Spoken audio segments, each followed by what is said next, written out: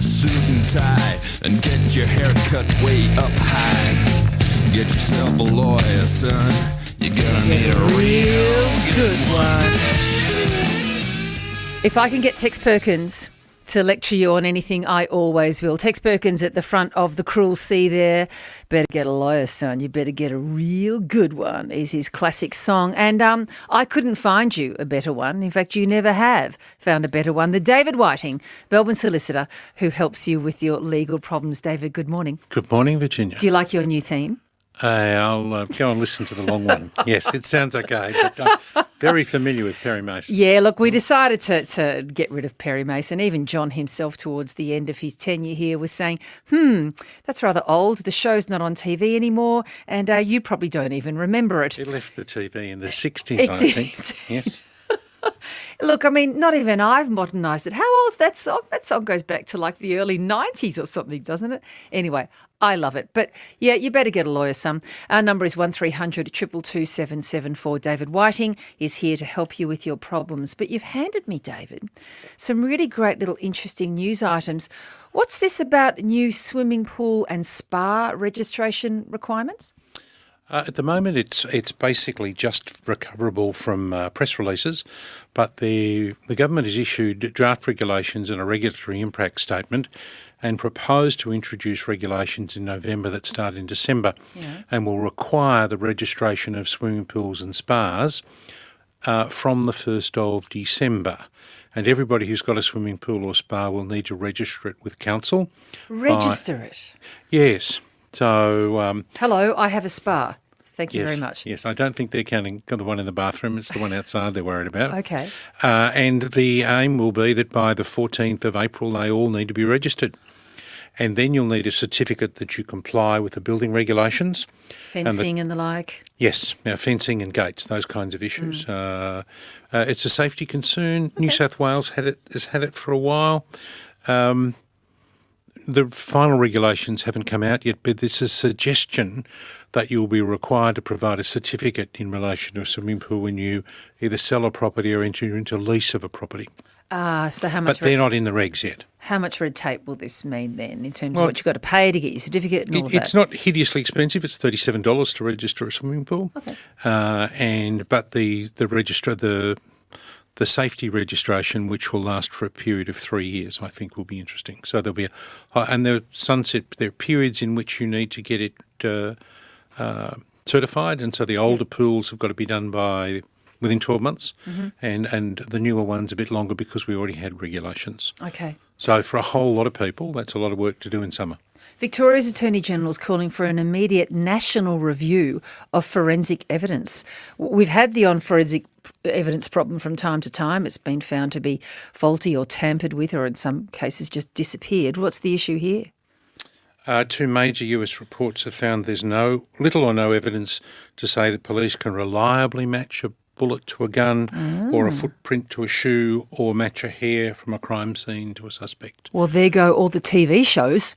It does. NCIS will be no more, and whatever that other ones they did in Vegas. You know, there's a problem. I remember a friend of mine who was a Crown prosecutor for a while said to me he called it the NCIS problem, where juries have this belief that there will be, the forensic moment that just proves the case, and the hair is brought out and the DNA is matched, and ta-dam, it's all over. And he said it's a devil of a job to make juries understand that it's a lot more complicated than that. Well, if I was to shake your hand and you then went and leant on your desk, you might find that my DNA ends up on your desk. So if someone was to do a DNA swab on your desk, there's no evidence that I was actually there other than my DNA found its way there. Right. How do we fix that problem? And then there are huge problems with forensic management. You'll recall a Victorian man was convicted after a DNA sample put him at a nightclub in Prahran. Yes. And then they found that the issue was at the forensic science laboratories and the control of samples. So they're going to be huge issues. I do think it's a worthwhile exercise. Yeah. Well, I mean, we're at the point where we're all satisfied fingerprints work, but it's all these other things where the problems are. Really fascinating. David Whiting with you, 1300 222 774 is our number. We'd love to hear from you. Brian's called in just with, I guess, Brian, good morning. You'd like a further explanation of what happened yesterday when the Montague Street Bridge bus driver, Jack Aston, was released from jail. Morning, Brian. Yes, that's right, Virginia. I can't explain this very well, but I'm sort of intrigued by the appeal court view that there was a miscarriage of justice because a lesser charge hadn't been put to the jury, and understand the defence didn't even ask for a lesser charge. And I think a lot of people criticise decisions at the moment because the prosecution normally agrees to they negotiate a plea or on a much lower charge. There's another case reported today with the sons of a famous Let's not go there. Yeah, because, I'm just asking, what's the real... What happened? Can we split? Fair point. There's two different questions, and so I'll deal with them separately. In relation to the Montague Street bridge crash, the issue is that, so if you are charged with murder, the jury can find you guilty of manslaughter, which is a lesser, it has the same outcome, but it's a lesser culpability offence. And what you do in the normal course is that you would tell the jury that you could find somebody guilty of murder, but you could also, if you weren't satisfied that there was murder, you could find them guilty of manslaughter. In this particular case, the bus driver only won, the jury wasn't given the choice. So, and the normal position is that that's a matter which is supposed to be put forward by the prosecutor. Okay. All right, so that's what happened in that particular case. It was the prosecution's failure to put that forward as an alternative, and the Court of Appeal found they could very readily have found that person guilty of the lesser offence, in which case it is probably likely that he would have been out already. So will he have a case, some sort of compensation case against the state? Well, the issue, the answer to that is no. Okay. And what he's been sentenced to is time served plus a 2-year community correction order. Yep. So there's an ongoing penalty. It's not that the miscarriage of justice resulted in him. Well, sorry, at this stage there's no evidence that he would have been released earlier, and therefore that's that problem. In relation to your second charge, your second statement, Brian, we have a concept that you've heard the phrase a hamburger with a lot. Yes. Where the police are not always, in fact rarely, charge someone with a whole series of offences that arise out of the same act. So there might be assault with intent to cause grievous bodily harm, assault by kicking. There are a few other options that might all come out of the same one piece of contact. And sometimes you get all of them, sometimes you don't. And what happens is that, so that's the starting point. Sometimes it might be one act, but we'll hit you with a whole lot of them. Okay. So that we can have a bargain, we can have a negotiation. All right. Bernie's in Langwarrin. What's your question, Bernie? Good morning. Oh, good. Thanks very much. Third time lucky. The question to David is, in my will, I leave a property to an adult child. I am not a pensioner, and that person has never owned a property. What I want to do is perhaps circumvent that will and gift the property to that person. Yes. What legal costs am I up for? What's the value of the property, Bernie? Sorry? What's the value of the property? It's a unit, so it's probably $350. There is, and it's their first home. Like, it's kind of interesting because that person lives in this property at the moment. I understand, that's neither here nor there, but it's in terms of ownership, it's their first home. Yes. It gets a bit interesting. If you gave that child $350,000 and they bought the unit from you, there would be no stamp duty payable. If you gave them the unit, they would pay stamp duty based on value of $350,000. If you left the property to them in their will, there would be no stamp duty issues at all. My only concern would be that there's a possibility that if another member of your family chose to challenge the will, the property might not go to that person. All right? Yeah, there'd be no problem there. Okay. Then if you leave it to them in the will, then that issue goes away. How old are you, Bernie? I'm 82. Okay. There's this interesting capital gains tax question. Oh, sorry. There's a capital gains tax question. When did you buy the property? 2002. Then you're going to have to pay capital gains tax on the value based on the increase in value of the property since the time you bought it to the time you transfer it. Even though that property has never been rented? Yep. It's not your principal residence. It's therefore subject to capital gains tax. But if you leave it to them in the will, then while there's a capital gains tax liability that sits around, it doesn't need to be paid until it's ultimately sold. So my advice would be wait. Yeah. Oh, good. Thanks very much for that. Thank you, Bernie. Good on you. Thanks for calling in, Bernie. David, what's happened to you? Hi, thanks for your program. Go ahead.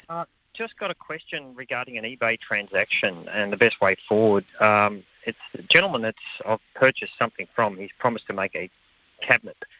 And he was paid using a PayPal ID through the bank. And the bank launched an investigation to try and get the money back. But the gentleman has basically not delivered the goods. And there's a number of people he's done this to. eBay don't want to sort of do much to it. Sorry, there is a buyer guarantee and you're paying through PayPal. There's both a buyer and a seller guarantee. What have you done? Well, that's the thing. I said to him, would you like to go through the PayPal eBay system so they have the guarantee in place? And he said, no, normally I just want the EFT or Pay ID through the bank. So you've paid directly, have you? Paid directly, yeah, exactly. VCAT. It is not what's happened is that the expectation if you buy on an online site is that you will make the payment through the site so they can get some money on the way through. You've circumvented the deal, which has financially advantaged the seller, but means that you don't get your guarantee. That's correct, yes. That's exactly what's happened. So VCAT it is. Okay, and what happens in the VCAT? Well, you issue a claim in the civil claims jurisdiction at VCAT. You'll pay an application fee. You will explain what it is that you've ordered, the time frame in which it was promised to be delivered, and the fact is that the goods have not been delivered, and therefore you want an order that the money be given back to you together with the cost of the application fee at VCAT. Okay, it's $650 in total, and I obviously don't want to name the individual, but we're pleased. We're pleased greatly. Yeah, that $30 to $50 is what VCAT's going to cost you in a day of your time. All right, this sounds like VCAT is the place to go to. Thanks for calling in. Hey, a question here on the text message for you, David. With the new pool registration, will it include plastic inflatable pools? I have one that's about 60 to 70 centimetres deep. It's about 2 metres wide. It comes with a filter and a pump too. He says it's pretty good for $50. This is Christo in Thornbury. Is that covered? I'll let you know. I think it might be. It's interesting, isn't it? I'll look at the draft regulations and I'll tell you next week. All right. First lot of homework. First lot of homework. Yay. Robin has a question about the state trustees. Hi, Robin. Yeah, hi, Virginia. Congratulations and good luck. And hello, David. Yes, the pool, depending on the depth of the pool, will come under those laws as well. One question. Years ago, I sued the Commonwealth Government. I worked for them for my daughter. The money was awarded in court. It was to be held by the state trustees until she turned 21. No, wouldn't have been. All right, there's a fund at the Supreme Court called Funds in Court, and that's managed by the Associate Justice who holds the role of the Senior Master in Court. So if you look at fundsincourt.vic.gov.au and start there. Does that help? No, because it was under the court order that it be held by the state trustees until she was 21. And is she yet 21? No, well, when she turned 18, they sent her a letter and said, would you like your money? And, of course, as an 18-year-old, she said yes. Too right is the answer, yes. Too right. It may have been that your daughter was found to be entitled to the money when the law said that the age of adulthood was 21. Oh, they changed it. And when they changed the law... I'm not litigious. I was just curious because you were talking about the state trustees years ago. Oh, a couple of weeks ago. Last week we talked about that. Yeah. Yes. Yeah. Robin, thanks for that call. Robin. Justin, good morning. Hello. Justin. Hi, go ahead, Justin. Just a query about property. I've got a Justin, can I get you to speak a little more loudly? It's a bit hard to hear you. Certainly. Is that better? That's better. Okay. We've got a family property that was put into another sibling's name, but it was only supposed to be on trust. There's no documentation to say that it was on trust, except for one letter from one parent signed by the other parent to say that they didn't trust that person, that child of theirs, and if they failed to pay it back, then it would go into another child's name. That person's now taking legal action against myself for trespass and compensation, loss of rent, all that sort of stuff for the property. We don't live on The property is in a company name. No. It's actually in a single person's name. Yes. But it was supposed to be, the whole premise of the purchase was that it would be purchased for the family. Yes. I I don't like your chances, Justin. They're not sounding good. So someone says, I'm buying a property and I want this to happen to it. Now, that's not anywhere near the same as the guarantee. I have lots of people who say, but my mum promised me this property in the will. But if she never changed her will, it doesn't get you where you want to go. So you need to actually, is the person the person who bought the property provide the funds for the property? Well, all of us did. It was 5 members in the family. And how long ago did it happen? 88. Wow. I think you're in real trouble, Justin. I wouldn't be relying on 3 minutes with me. I'd be going off and seeing a lawyer and see whether you have any claim to establish that a trust exists in relation to the property. There could well be a trust that arises as a result of the contribution of purchase price. So it might be that the property, so there's a concept called a constructive trust, and Yes. it might arise from the contribution to the purchase price. You see a few I'm of those familiar with cases. That. The big question I've got, we are seeking legal advice about that, but the question I've got is to safeguard my property, the one that I live in that's separate from all this sort of stuff. Yes. When we purchased that, we just neglected to complete the transfer. We paid stamp duty, we signed off on the property, but we didn't go through the actual... You didn't register the transfer at the Land Titles Office? Correct. I'm amazed, but I believe you, yeah. Okay. Can I put that property into a trust or something like that just to safeguard Yes, if you it? pay another lot of stamp duty. Is it your principal residence? Yes. Then you won't be paying capital gains tax, but you'll be paying transfer duty. There's Or a stamp. really weird way where you can come along and say that the transferee owns the property as a bare trust for me, but that leaves you fully exposed to the value of the property. And if this family member sues you and recovers against you, your trustee in bankruptcy can recover the property from whoever it is that you transfer it to. Thanks for calling today and good luck with that. It sounds like there's a lot of legal work to be done on that particular complexity. Brett in Fairfield, good morning. Oh, g'day. Love your show. Thank you. We sold our house 15 months ago. A neighbour sold theirs as well to a developer. The settlement was a 12-month settlement with 3 months to pay the full deposit. The developer fell through or failed to come through with the full deposit. We had a signed contract. Yes. We reached an agreement with the real estate agent that we would not pay the full, like they paid 1% deposit, so let's say, a few $1,000. So you were going to pay the commission on the drip, as it were? Yeah, that's Yes. right. So he said, "Oh, yeah, no worries. It's all. We'll both come unstuck by this. We'll just all take for the commission is what they paid in the deposit, Yes. minus your conveyancing costs." So the conveyancer then, because we'd been chasing the developer for, it was really 6 months by the time we all got it closed that they weren't going to fork up the money. But the conveyancer fees were $3,000. Yes. That was sent through to the real estate agent, and they've said, no, we're not going to pay that too much. Okay. So we actually had an agreement, and they're just now not responding to our calls. I've asked them about 4 times if the money's still in trust, and they're just not responding. Well, the money's any still in suggestions? trust because nobody's authorised its release. Well, yeah, but we've been trying to confirm that it's still in trust. And Ask Consumer Affairs and say that you have a concern in relation to monies.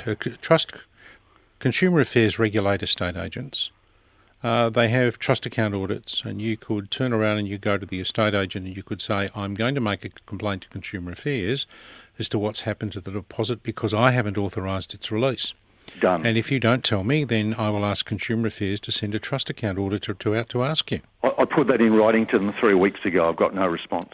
The threat about the... Yes. Okay, then go I've to got an Consumer... email to them with just no response, and I have contacted Consumer Affairs Victoria as well. Then you're doing the right thing, but as a matter of contract law, you may well have an obligation to pay the agent commission.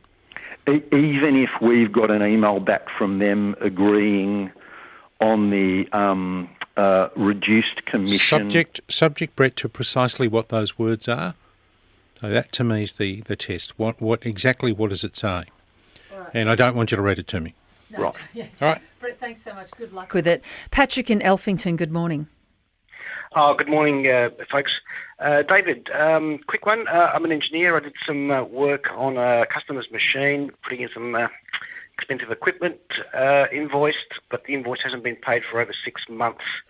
I'm wondering, I'm contemplating going there and retrieving my equipment so that they can't use the machine until they've paid their invoice. When you go to jail, when you get arrested for theft, have the number of your solicitor with you, Patrick. We used to have a thing called the Ramalpa clause, which is based on Ramalpa, Romalpa. Lots of interesting cases are shipping cases, and it concerned the question of when does ownership of an item pass? And in a Ramalpa clause, you had a clause that said that the goods remain the property of the vendor until the vendor has been paid in full. We introduced some legislation here called the Personal Property Securities Act, and it basically says that the Ramalpa clauses are dead. Right. If you want to have a clause that looks like that, what you have to do is create a charge over the assets at the time you transfer them to the purchaser. So if I was to sell you a car, you didn't pay me in full, I want to retain an interest in the car so I'm paid, then you need to register a charge on the car using that register. So, Patrick, in your situation, you have two problems. The first one is that the work that you did on someone else's machine is probably not capable of being recovered. Parts that you put in their machine might be capable of being recovered, but you run it is almost inevitable that ownership in those parts has passed to the buyer, to the person who contracted for the work. You've got the debt. If you want to look after yourself in the future for these kinds of things, then what you do is you create a security interest in the goods and then sell on the basis of that security interest. Okay. Ruined your day, haven't I? So if you were to enter the property, you're guilty of trespass. Right. Even if I'm invited in? Well, if you're invited in, you're not. Are they really going to invite you in to repossess the goods, though? Well... and if you take them without permission, it's theft. Okay. And even if in the terms of sale, I'd put in a... You weren't paying attention. A retention of title clause doesn't work anymore. Okay. Okay. No worries. All right. Thank you, Patrick. Thanks. Good luck. Thanks for calling in. Argie's in South Bank. Hi, Argie. Good morning. Good morning. Good morning. Morning, Argie. David, you've now become the PayPal chargeback expert, I believe. Oh, no. I gave it 30 minutes of my valuable time. Well, 30 minutes will do. Yep. Yeah. I had a situation where... You a buyer or a seller, aren't you? Well, a seller in a degree, but it was a service. It was a short-stay apartment. Yes. The person rented it for 3 nights, and a month later created a chargeback. Oh, wow, that's cheeky. And the bank PayPal automatically took the money out of my account. It was over $1,500, David. Wow, yes, I'm, yep. Now, I'm about to put it into the hands of a... have you looked at the appeal provisions for PayPal? I did all of that, and I got nowhere. I spent hours talking to PayPal and trying to get them to give me the details to go to the credit card company with, and they wouldn't. And then they said to me, you need to read the fine print because we can't help you. Go away. Okay. Archie, do you mind if I have a look and come back to you next week? Absolutely. Okay. I was about to put it into the hands of a debt collector, but I just don't know. But they're going to have exactly the same problem. You've got to find out the person you provided the service to. I have got their email address. I've got a mobile number that they never answer. Yes, it must have been a good weekend, though, for $1,500. It was a very beautiful apartment, David. Yes. Oh, There you go. I don't doubt that. It's South Bank, I'm sure of it. Well, you have the memory, at least. Archie, thank you. So you'll take that one on board. Yeah, David, and come back to us. The other one, the other homework that you're doing is about the pools. Yeah, inflatable pools. The inflatable pools. That's a very posh inflatable pool, I might say, with a pump and all that. Yes. But David, great to have you on board. Thank you so much. And you might know that the views on the new theme, very divided. I've got some people saying, I love the new theme. It's ours. Another one, I love the new theme. Another one saying, no, Virginia, bring back Perry Mason, please, says Rod. So a number of different views. Good on you, David. Thanks so much. David Whiting is back with you with some more legal talk back next week, and also some homework as well. I'll reflect on the theme. We may be able to do some tweaks to that. What I really wanted was that great scene, actually, from the Blues Brothers, where you've got the judge up the front there, banging his gavel madly, trying to get the attention of the room. But it just doesn't quite fly on radio. But, stay tuned. All things can be fixed over time.